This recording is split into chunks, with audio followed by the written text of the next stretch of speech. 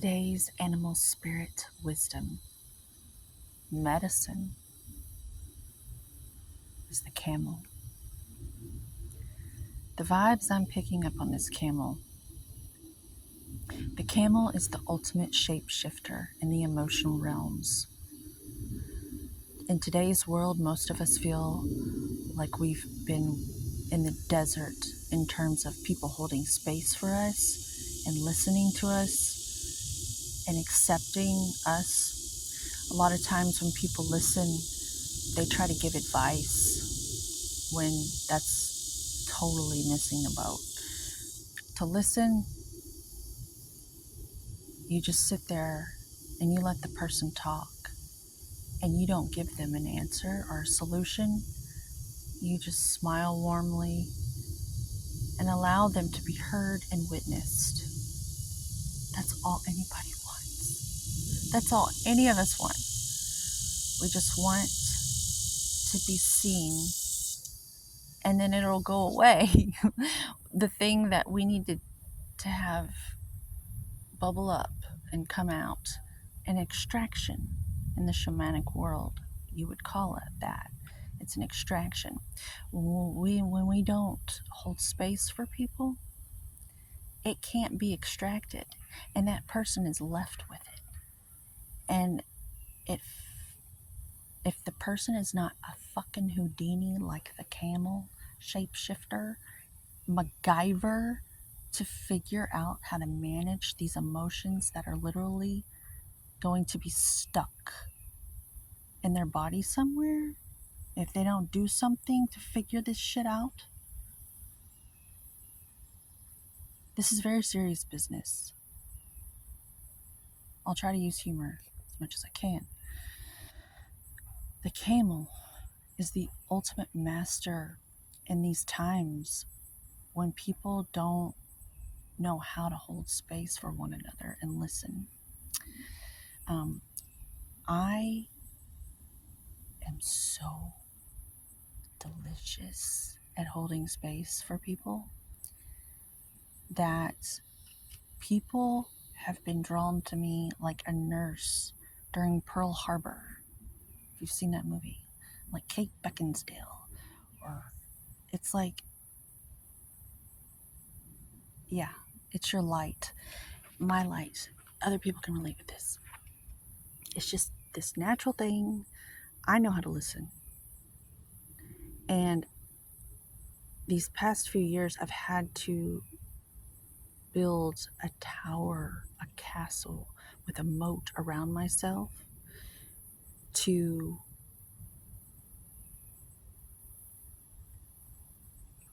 protect myself, because I was being drained by some very dark things within people that I cared about. And I'm going to help them by telling them, no, you have to do that. The point is, I'm a camel. I know camel wisdom because I come from a place where I have had to figure out how to survive without anyone lifting my spirits. Everyone kicking me down over and over and over again, and all it did was backfire and make me incredibly strong in a way where I will not tolerate anyone who can't do that for themselves. But I can recognize true need. Like, I'm willing to be there for my own daughter.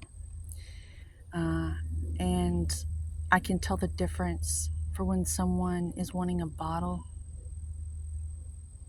or a pacifier and they're wanting to waste my time and my gifts because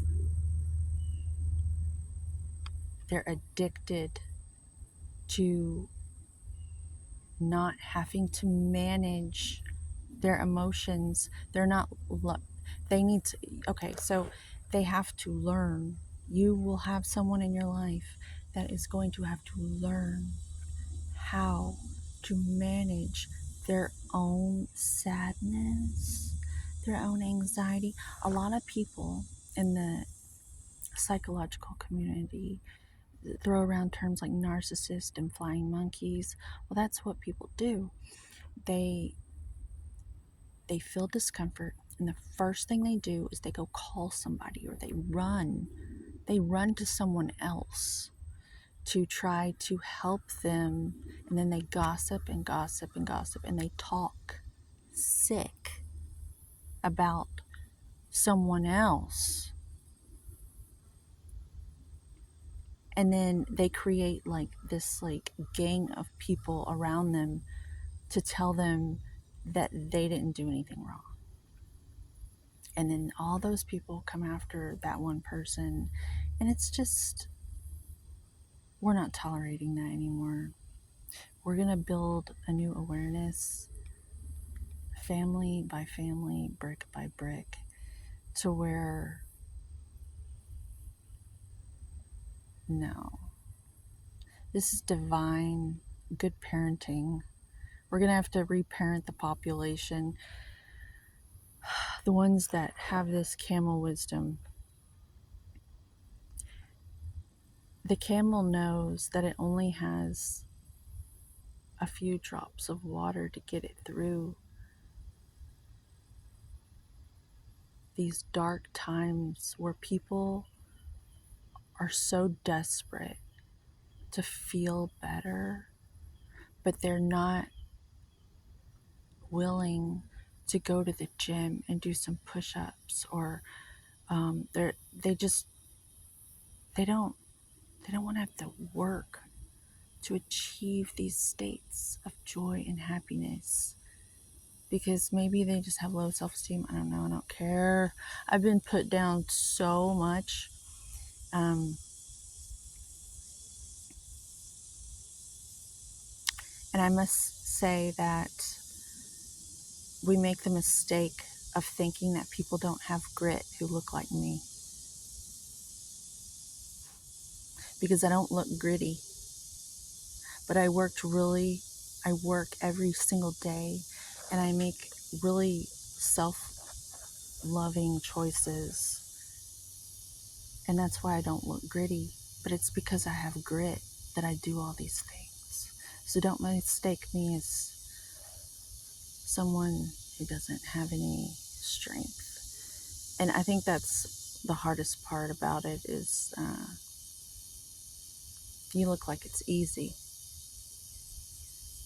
and you work for everything you have. The camel is the master of emotions because it's had to work with the bare minimum good stuff. Like, it's literally in the desert. It hardly has any hope, you know? Like, it has to keep, it's like the David fucking Goggins of it, you know? If you know who that is. If you don't, oh my God, look into it. But the camel will pull it out no matter what. It'll get it done all alone, when most people would just like die in the desert because they don't have the work ethic to achieve self-mastery like that. I get eagle vibes. The camel is like an eagle of the emotions. It is a master of being able to have good morale when most people just will totally give up.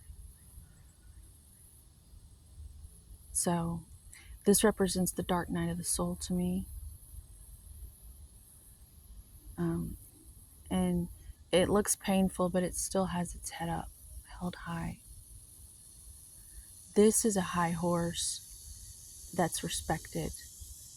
We respect this high horse because it's deserving of our respect. It's Indiana Jones. I think we should know more camels.